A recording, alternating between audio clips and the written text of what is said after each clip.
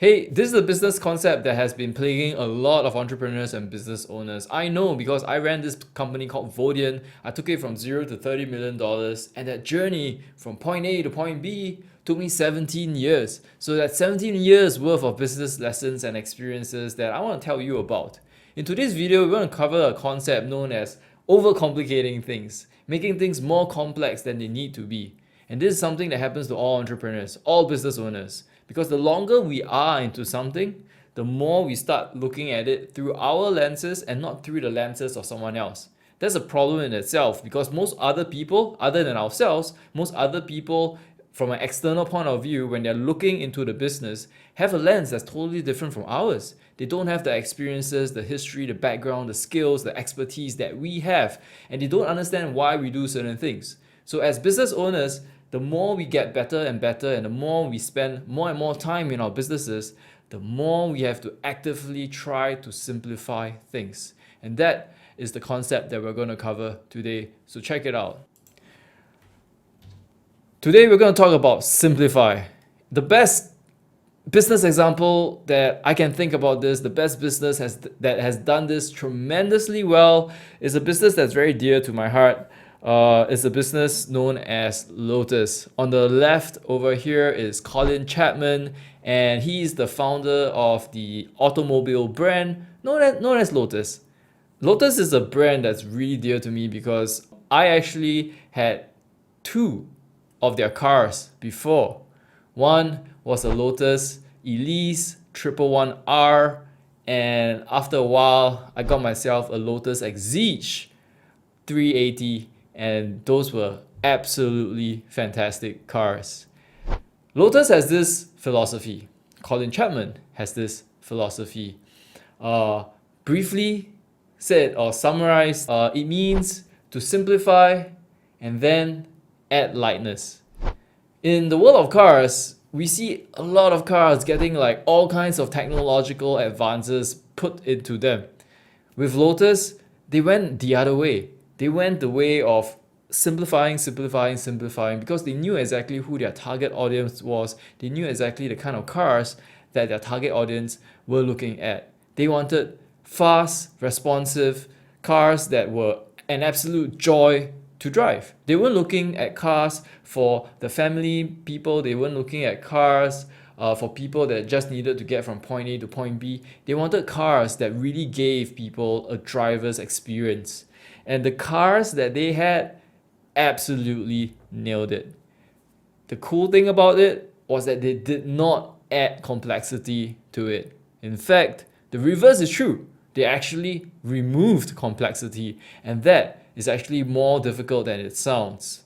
Most of the times, when we look at a certain thing and a certain object, we want to add stuff to it. And this typically comes in the in the way of options where we add features. Lotus went the other way. When I first got my Lotus Elise, the Lotus Elise 111R, I was shocked. All my life, I had cars that were relatively comfortable to drive in. They had all the creature comforts, but I didn't realize how unnecessary those things were until I got into the Lotus. Everything was different. Number one, it is a very, very, very low car to have. Now, when you look at cars, one of the more important things is for it to be stable. And if you have a car that has a high CG, the first thing that is affected is the stability. The number one thing that you notice when you first look at a Lotus is that it's super low. And it's incredibly difficult to get into just because the driver's position, the seating position is actually sunken into the car. So not only do you have to cross a sill to get into the car, you've actually got to sit into a lowered driving position. And that increases driving, stability so much more without doing anything else, right? But it does make it more difficult and more uncomfortable to get in. But to the right audience, that's perfect because the intent of really achieving that stability is there. The number two thing that happened when I got into the car was that I noticed certain things weren't there. When you first get into a Toyota, a Lamborghini, any other of the new modern cars that you see today on the streets, one of the things that comes standard is air conditioning or heating. This is not this is not by default available in Lotus cars. In fact, what you realize is that it does not come with any air conditioning at all. So that number one by default adds lightness to the car. The fact that you don't have an air conditioning unit makes it actually a lot lighter than any of its competitors. In Singapore, we definitely need air conditioning, otherwise it's just going to be a pain in the ass to drive. But it's incredible when you start to think about it, because what you think is by default acceptable and a norm is something that actually can be taken out. The third thing that you start to realize is that you don't have any of the driver assistance that typical cars have. You don't have an automatic gear shifter. You don't have power steering. You don't have a lot of these things. But when you look at the intent of the car, it is not to have a family wagon, or it is not to have a very comfortable daily driver. The Lotus Elise is engineered to be a car that is purpose built for the driver's experience and enjoyment. And Lotus really nailed it. And that is a concept that we want to make sure that we bring to our businesses as well. In our daily lives, especially in our businesses, we get inundated with so many things on our plate. And as a business, we want to make sure that this concept here, where we add features and we overcomplicate things, does not happen to our businesses. And I can name various examples. Number one, your website. This, in today's businesses, is the main thing that your customers interact with you. And typically what happens on our company's websites is that we overcomplicate things. We present them with options that are way too many, way too complex, and things that the customers don't understand. And so in order to simplify and to add lightness to this, we've got to really understand what is it that the customer wants. If we want to target a specific niche of customers, then we've got to really understand what their pain points are and create things that appeal to that on our website.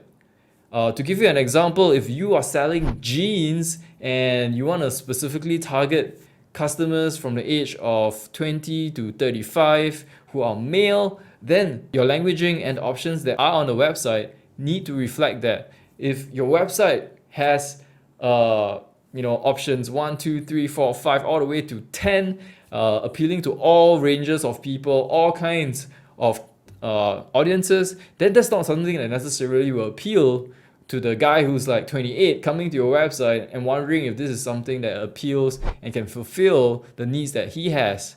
And this is the same thing no matter what industry or business that you're in, whether you're running an agency, whether you're in web hosting, whether you're doing e-commerce or any other business. The more concise that you get with who your target audience is, what their pain points are, what their desires are, and coming out with a selection of products and services that can appeal to them, the better. And I want to challenge you today to really look at everything that you're doing, whether it's your website, your product catalog, your prices, your options, and see if that is something that really appeals to the target audience that you have. A simple way of doing this is to really look at all the products that you have and seeing what people buy. If people haven't bought any of those things over time, then that gives you a pretty good example or a pretty good hint that those options or those products aren't really necessary in the first place.